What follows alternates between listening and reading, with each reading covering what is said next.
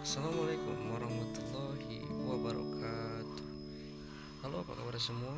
Perkenalkan, nama saya Ibrahim Khalilullah, NPM 20111080235 BKPI.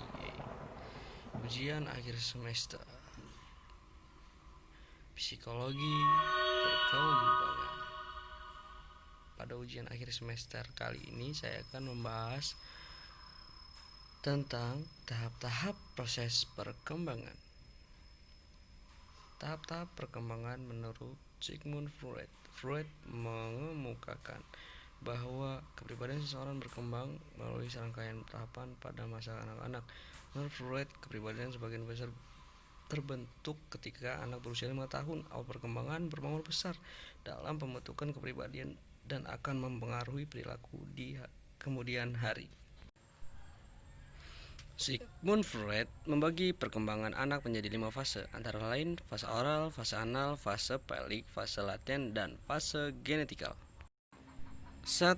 Fase oral, yaitu antara usia 0 sampai 1,5 tahun. Dikatakan fase oral karena pada masa bayi ini, bagi bayi, mulut merupakan hal sentral pokok keaktifan yang dapat memicu kesenangannya dengan mencicipi atau menghisap sesuatu, contohnya seperti menghisap tangannya sendiri atau payudara ibu, karena bayi sepenuhnya tergantung pada ibu. Jadi saat itulah bayi juga mengembangkan rasa kepercayaan diri dan kenyamanan melalui stimulus oral. Kemudian 2. Fase anal. Fase ini dimulai antara usia 1,5 tahun sampai 3 tahun. Pada tahap ini fungsi utama dorongan adalah pada pengendalian kandung kemih dan buang air besar. Fase ini dikenal pula sebagai periode toilet training.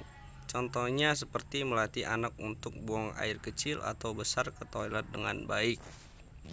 Konflik utama pada tahap ini adalah pelatihan toilet, yaitu di mana anak harus belajar untuk mengendalikan kebutuhan tubuhnya. Fase ketiga, fase pelik. Fase ini dimulai yaitu antara usia 3 sampai 5 tahun. Pada fase ini fokus utamanya adalah pada alat kelamin. Anak-anak juga sudah bisa menemukan perbedaan antara pria dan wanita. Yang terpenting pada fase ini yaitu munculnya Oedipus complex yang diikuti oleh fenomena constriction and kecemasan terpotongnya penis laki-laki, dan penis envy, kecemburuan penis pada perempuan. Oedipus complex itu ketika anak laki-laki akan menganggap ayahnya sebagai kompetitor dalam berebut kasih sayang ibunya, begitupun sebaliknya perempuan. 4. Fase laten. Fase ini dimulai yaitu antara usia 6 sampai 12 tahun atau masa pubertas. Pada saat ini seorang anak dipengaruhi oleh aktivitas sekolah, teman-teman, dan hobinya. Di fase ini anak akan memiliki rasa ingin tahu yang besar tentang berbagai hal. Periode laten adalah saat eksplorasi di mana energi seksual tetap ada tetapi diarahkan ke daerah lain seperti pengajaran intelektual dan interaksi sosial. Tahap ini sangat penting dalam pengembangan keterampilan sosial dan komunikasi dan kepercayaan diri. Kegagalan pada fase ini akan menyebabkan kepribadian yang kurang bersosialisasi dengan lingkungannya. Contohnya menutup diri dari kehidupan sosial dan mengurung diri. Ya, fase terakhir, fase genetikal. Fase ini berlangsung pada usia 12 tahun atau usia dimulainya pubertas sampai dengan umur 18 tahun, di mana anak mulai menyukai atau ketertarikan pada lawan jenis. Pada masa ini pula seorang anak akan mulai melepaskan diri dari orang tuanya dan belajar bertanggung jawab akan dirinya. Pada tahap akhir perkembangan psikoseksual, individu mengembangkan minat seksual yang kuat pada lawan jenis, di mana dalam tahap-tahap awal fokus hanya pada kebutuhan individu. Kepentingan kesejahteraan orang lain tumbuh selama tahap ini.